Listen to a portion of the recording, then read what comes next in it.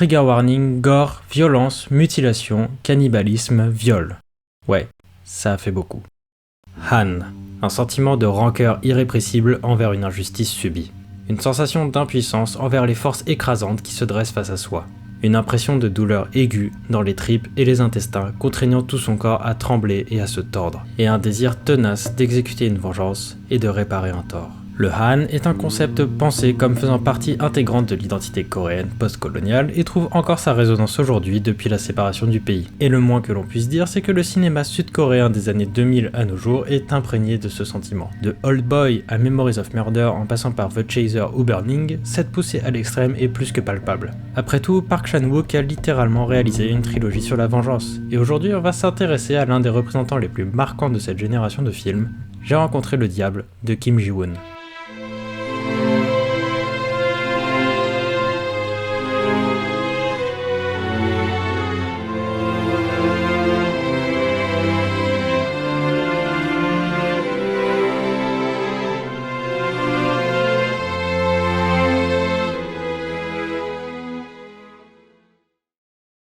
Joo-yeon a rencontré le diable lors d'une nuit enneigée. Il n'arborait pas de cornes, mais un simple sweat sale, et ne possédait pas de fourche, mais un marteau. Les officiers sud-coréens ont rencontré le diable une nuit particulièrement agitée.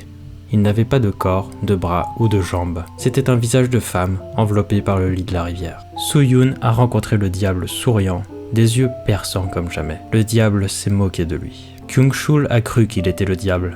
Mais le diable était en fait vêtu d'un gilet noir. Il ne possédait pas de fourche, mais un portable. Quel outil étrange. Où qu'il allait, le diable le retrouvait et leur danse macabre pouvait commencer. Kyung-chul a rencontré le diable. Et il n'était que colère, consumé par la haine. Le film de Kim Ji-woon n'est pas un visionnage facile. La violence à outrance peut en rebuter plus d'un et pourrait s'assimiler à de l'exploitation du thème de la vengeance plutôt qu'à une exploration de celui-ci. Après tout, on a déjà vu ça beaucoup de fois.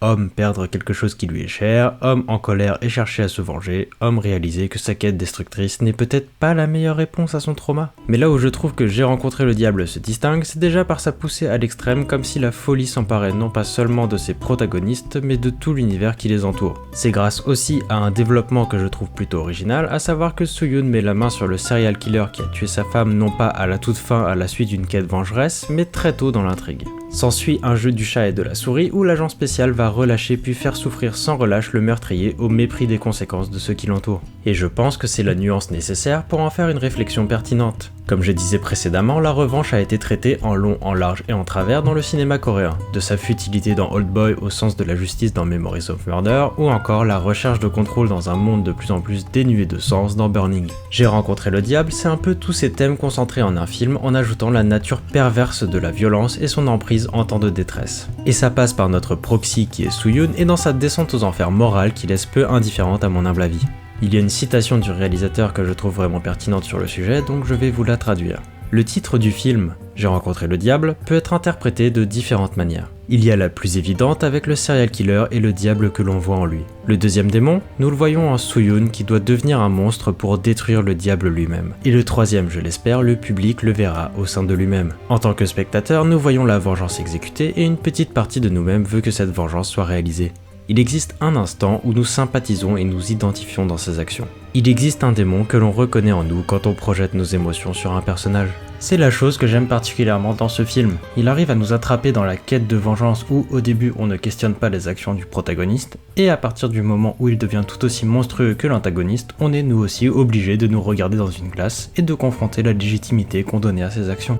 Le tout est exécuté d'une main de maître par Kim Ji-woon. J'ai pas vu toute sa filmographie mais je ne peux que vous recommander Le Bon, la Brute et le Cinglé de son catalogue. La réalisation est précise avec une palette de couleurs qui pop à l'écran quand la noirceur n'est pas là pour tout remplir. C'est secondé par un montage au service de la narration, l'un des cuts dans la serre étant potentiellement un de mes cuts préférés ever. Puis bon, comme c'est une confrontation au sommet, comment ne pas citer les deux acteurs principaux parce qu'on voit tout de même s'affronter Choi Min-sik de Old Boy avec Lee Byung-hun de JSA, A Bittersweet Life ou Le Bon, la Brute et le Cinglé.